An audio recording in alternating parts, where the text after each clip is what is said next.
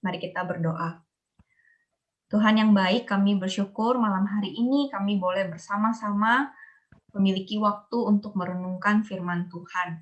Bapak tolong kami di tengah-tengah keterbatasan kami dalam memahami Engkau. Biarlah hikmat Tuhan yang menolong kami sehingga kami dapat mengerti apa yang Tuhan inginkan di dalam kehidupan kami.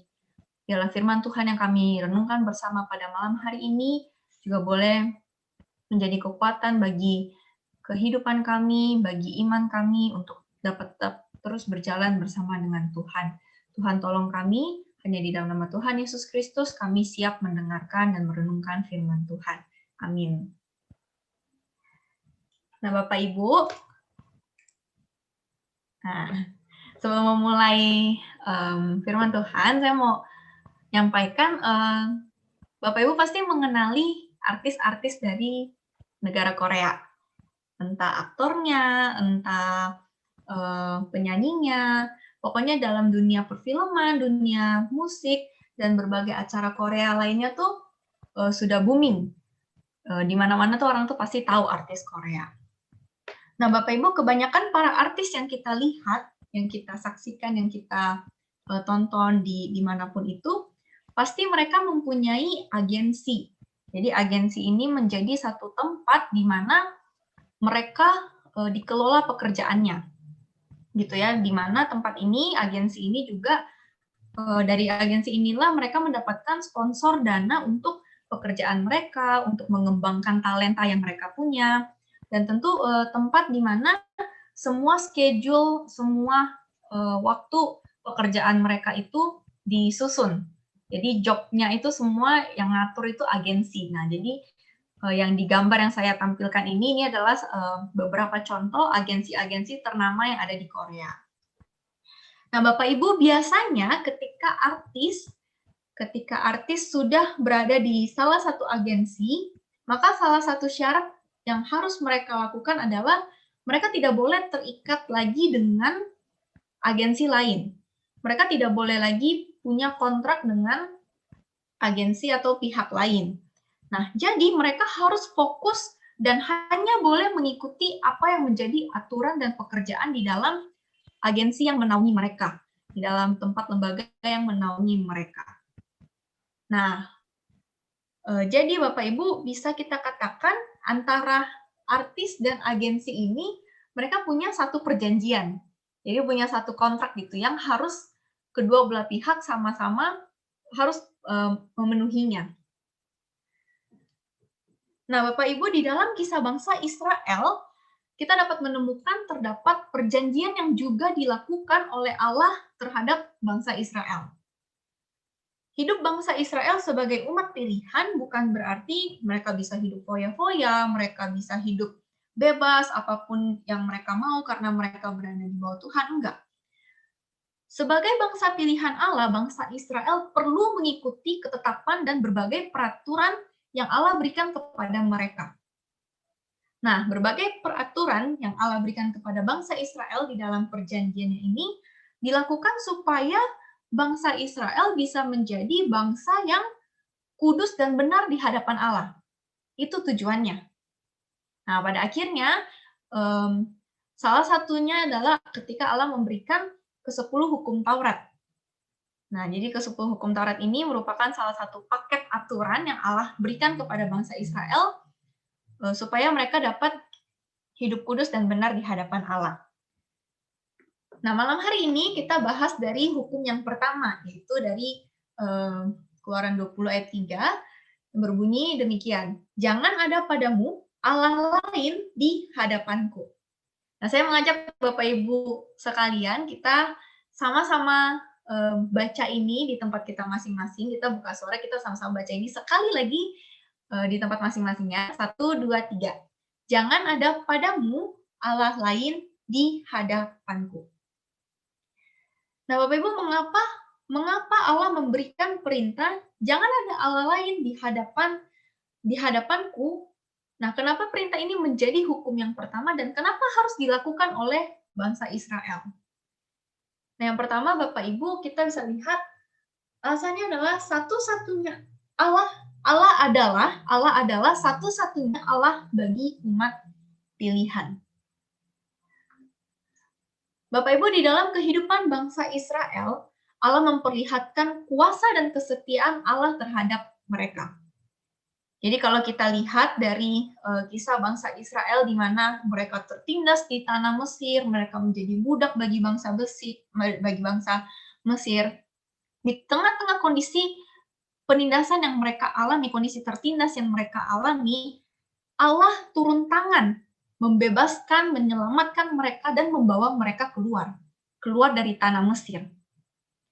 Namun Bapak Ibu, Allah tidak hanya sebatas membebaskan mereka kemudian, udah kalian sekarang udah bebas, udah terserah kalian mau ngapain. Enggak, Allah nggak seperti itu. Di dalam perjalanan mereka kita bisa menemukan bahwa Allah tetap hadir.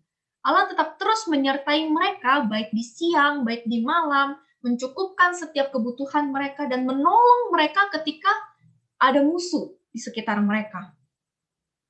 Apa yang telah Allah lakukan kepada bangsa Israel ini telah memperlihatkan kuasa Allah yang begitu besar di dalam kehidupan bangsa Israel. Pembebasan yang Allah lakukan itu juga menunjukkan bahwa hanya Allah yang berkuasa atas kehidupan bangsa Israel.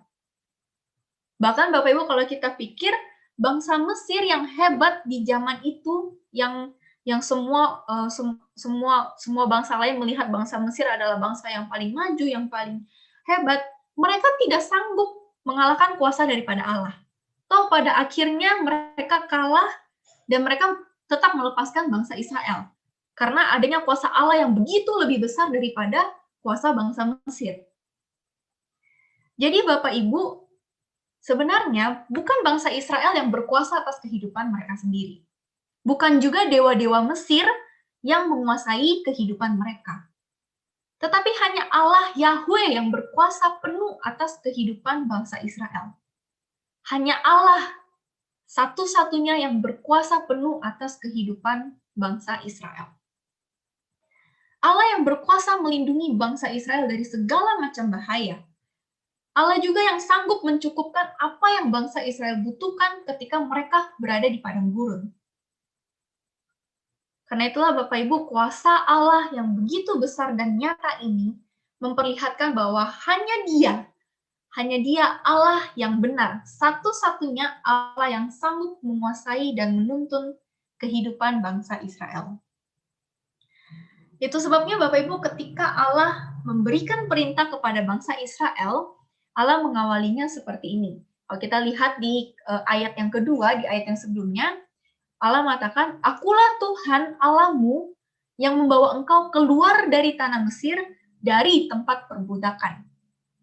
Perhatikan ya, "Akulah Tuhan Allahmu yang membawa engkau keluar." Nah, Bapak Ibu, di ayat ini, ketika Allah mengawali akan kalimat ini kepada bangsa Israel sebelum Dia memberikan ke-10 perintah itu, Allah kembali mengingatkan kepada bangsa Israel bahwa hanya Dialah, hanya aku satu-satunya Tuhan Allahmu. Karena aku yang sudah secara nyata menunjukkan kuasaku membawa engkau keluar dari tanah Mesir, membebaskan engkau dari penindasan. Nah, maka dari itu Bapak Ibu, salah seorang penulis yang pernah saya baca bukunya, dia mengungkapkan bahwa ketika Allah mengklaim dirinya sebagai Allah dari bangsa Israel, sebenarnya itu bukan hanya berarti bahwa hanya ada satu Allah di dunia ini, tapi artinya itu lebih besar dari itu. Jadi dia bilang bahwa fakta kuasa Allah yang sudah terjadi kepada bangsa Israel, itulah yang menjadi bukti bahwa hanya ada satu Allah, tidak ada Allah lain. Nah, Bapak Ibu, sebagai satu-satunya Allah bagi bangsa Israel, maka sudah sepatutnya Allah memberikan perintah kepada mereka. Perjanjian kedua belah pihak antara Allah dan bangsa Israel itu akhirnya menciptakan suatu kondisi relasi di mana Allah terus menyertai kehidupan bangsa Israel dan bangsa Israel harus terus taat mengikuti apa yang Allah perintahkan. Nah, perintah pertama ini diberikan supaya bangsa Israel tidak jatuh ke dalam dosa seperti yang dilakukan oleh bangsa-bangsa lain. Kalau kita pernah dengar kisah-kisahnya, pada zaman itu bangsa-bangsa lain itu banyak menyembah dewa-dewa. Dewa-dewa yang mereka ciptakan sendiri, Allah yang hal-hal yang mereka anggap itu sebagai Allah mereka. Dan itu adalah dosa yang paling besar di hadapan Allah. Allah paling murka terhadap orang-orang yang menyembah berhala. Nah, itulah sebabnya Allah secara tegas memberikan aturan kepada bangsa Israel bahwa tidak boleh ada Allah lain di hadapanku, di hadapan Allah. Bapak Ibu, setelah kita melihat fakta bahwa hanya Allah yang kita sembah ini adalah satu-satunya Allah, maka sebenarnya apa yang perlu bangsa Israel dan kita juga lakukan? Yang perlu kita lakukan adalah hidup fokus menyembah pada Allah. Bapak Ibu, Allah ingin umat pilihannya hanya berfokus kepada Dia, hidup berfokus menyembah Dia. Allah tidak ingin bangsa Israel menyimpangkan hatinya kepada Allah lain yang sama sekali tidak punya kuasa di dalam kehidupan mereka. Posisi Allah dalam kehidupan bangsa Israel haruslah menjadi nomor satu. Nah, bangsa Israel yang sudah menjadi umat pilihan, maka mereka juga seharusnya menjadi bangsa yang menomorsatukan Allah, menyembah Allah dengan sepenuhnya, taat kepada Allah, taat kepada perintah Allah secara penuh, karena kuasa Allah yang sudah Allah nyatakan dalam kehidupan mereka. Dan mereka tahu mereka ini adalah milik Allah. Jika kita mengingat perjalanan kehidupan bangsa Israel, ketika mereka tidak lagi fokus menyembah kepada Allah, apa yang terjadi dalam kehidupan mereka? Allah akhirnya membuang mereka, Allah akhirnya murka terhadap mereka menjadi kaum buangan, mereka tidak lagi menjadi bangsa yang dipandang orang. Kehancuran dan pembuangan itu akhirnya berada tepat di depan mata mereka. Karena mereka tidak lagi fokus menyembah kepada Allah dan mereka mengikuti orang-orang di sekitar mereka untuk menyembah Allah-Allah lain. Allah-Allah yang sebenarnya tidak punya kuasa di dalam kehidupan mereka. Tapi Bapak Ibu, kasih Allah selalu mengingatkan mereka untuk kembali fokus menyembah kepada Allah, satu-satunya Allah yang benar, satu-satunya Allah yang berkuasa di dalam kehidupan mereka. Nah, Bapak Ibu, kalau saya pikir-pikir, sebenarnya kondisi hidup kita sekarang tidak jauh berbeda dengan apa yang dialami oleh bangsa Israel.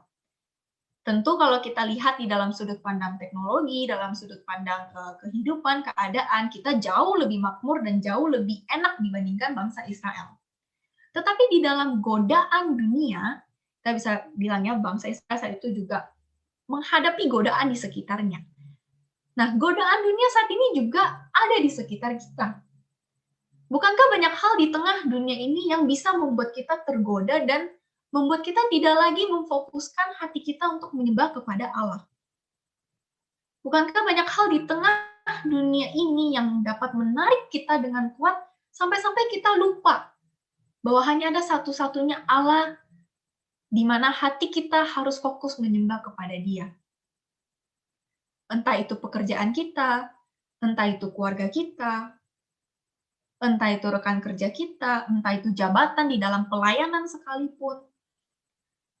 Di dalam setiap aspek kehidupan kita, iblis dapat bekerja untuk menjatuhkan kita. Membuat kita terlena dan melupakan siapa Allah yang sesungguhnya di dalam kehidupan kita. Nah, Bapak Ibu, kemarin saya menyaksikan satu talk show, yaitu talk show-nya si Daniel Mananta, kalau Bapak Ibu juga pernah nonton. Jadi ini adalah segmen di mana Daniel Mananta ngobrol dengan Agnes Mo. Dalam segmen Daniel Tetangga Kamu. Jadi dia banyak membahas soal motivasi dan bagian Agnes ini menariknya mereka banyak membahas mengenai spiritual Kristen. Nah, ketika dalam berbincang dan wawancara dengan Agnes, hal yang menarik bagi saya adalah bagaimana Agnes Mo ini dia melihat pekerjaannya dia di dalam dunia entertainment bukan sebagai fokus utama dalam hidupnya. Padahal kita semua tahu Agnes sudah memiliki berbagai pencapaian yang besar. Udah banyak penghargaan yang dalam award ternama itu dia sudah raih, bahkan dia punya album bersama dengan Chris Brown, dan dia juga sudah terkenal di luar negeri, di dalam negeri. Tapi itu tidak menjadi fokus utama di dalam hidupnya, khususnya di dalam hatinya. Jadi di tengah kesuksesannya, Agnes ini dia masih berpegang teguh kepada Tuhan dan melakukan apa yang seharusnya dia lakukan sebagai anak Tuhan. Nah, jadi di dalam segmen ini si Agnes dia menceritakan begini. Di tengah kepopulerannya waktu dia melakukan promosi di LA, dia ditawarkan untuk hadir sebagai bintang tamu dalam strip club selama 30 menit dengan bayaran 350 juta. Nah, Bapak Ibu, strip club itu kalau ada yang nggak tahu, jadi itu merupakan tempat clubbing atau semacam diskotik, tapi sorry, dia punya di dalam diskotik itu tuh dia punya penampilan yang maaf agak berbau-bau seksual gitu. Nah, Agnes Mo ini ditawarkan untuk hadir di dalam 3 strip club dalam satu malam dan bayarannya sama. Jadi satu strip club dia tampil 30 menit dan dia akan dibayar 350 juta. Dan dia ditawarkan untuk tampil 3 tempat. That's mean Bapak Ibu, kalau kita totalkan, maka dalam satu malam, cuma dalam 1 jam setengah, Agnes bisa dapat bayaran kurang lebih 1 miliaran. Karena 3 tempat, 350 juta dikali 3 itu udah almost 1 miliar. Bayaran yang sangat besar. Tapi menariknya, Agnes Mo ini tidak terima. Dia tolak. Dia tidak mau tawaran itu, dan alasannya cuma satu. Dia tahu bahwa tawaran itu tidaklah sesuai dengan apa yang Allah kehendaki di dalam kehidupannya. Nah, setelah mendengar dia ngomong seperti itu, saya tuh langsung pikir ya Bapak Ibu, coba kita bayangkan ya, jika Agnes menaruh hatinya secara penuh pada karirnya, pada ketenaran namanya, pada keuangan, pasti dia langsung menerima nggak sih pekerjaan itu? Dalam satu malam dia sudah bisa mendapatkan 1 miliar. Cuma dalam satu malam. Tapi bukan itu yang Agnes lakukan. Dia tetap memfokuskan hatinya hanya untuk menyembah pada Allah. Dia tahu tidak ada hal lain di dunia ini yang dapat menggantikan posisi Allah di dalam hatinya. Nah, Bapak Ibu, kita patut bersyukur. Kenapa? Saya rasa kita patut bersyukur karena kita mengenal Allah yang benar. Bersyukur kita mendapatkan perlindungan, mendapatkan penyertaan, mendapatkan berkat dari Allah yang Maha Kuasa. Bersyukur hari-hari yang kita jalani, sekalipun itu sulit, tapi tidak pernah terlepas dari pantauan Allah Bapa yang ada di surga. Namun Bapak Ibu, sudahkah kita sungguh-sungguh percaya kepada Dia, satu-satunya Allah, Allah yang benar, Allah yang berkuasa? Sudahkah kita memfokuskan hati kita hanya untuk menyembah kepada Dia? Tidak ada harta kekayaan yang dapat menggantikan posisi Allah. Tidak ada jabatan pekerjaan yang dapat menurunkan posisi Allah. Tidak ada Allah lain dalam bentuk apapun itu yang sanggup mengalahkan kuasa dan kemuliaan daripada Allah Tritunggal. Baik atau buruk kondisi kita, marilah di tahun ini kita terus hidup berfokus menyembah satu-satunya Allah yang benar. Menduakan Allah adalah mengingkari karyanya dalam hidup kita. Menduakan Allah adalah mengingkari karyanya dalam hidup kita. Hanya di dalam Dialah kita menempuh jalan kehidupan di dunia ini, Bapak Ibu. Hingga kita kembali kepada Dia, kembali kepada satu-satunya Allah yang menguasai kehidupan kita. Amin. Mari kita berdoa. Sungguh Tuhan, kami begitu bersyukur karena kami boleh mengenal, kami boleh merasakan kuasa, penyertaan, perlindungan, dan berkat hanya daripada Engkau, satu-satunya Allah di dalam kehidupan kami. Tuhan, ampuni kami jika di dalam kehidupan kami masih sering menduakan Engkau. Ampuni kami Tuhan jika di dalam kehidupan kami masih tidak sungguh-sungguh memfokuskan hati kami hanya untuk menyembah kepada Engkau. Biarlah Tuhan di tahun ini, di tahun yang baru ini, kami boleh sama-sama belajar dan terus belajar untuk memfokuskan kehidupan kami, memfokuskan hati kami untuk menyembah kepada Engkau. Dan percaya bahwa hanya Engkaulah satu-satunya Allah yang berkuasa, menguasai, mengatur setiap seluk-beluk kehidupan kami. Baik atau buruk kondisi kami saat ini, biarlah kami boleh tetap terus menaruh hati kami sepenuhnya kepada Tuhan. Bapa, tolong kami tahu kami lemah, tapi kami percaya Roh Kudus Tuhan akan selalu menolong kami, menguatkan kami, dan mendekatkan kami kepada Engkau. Terima kasih Tuhan, inilah doa kami.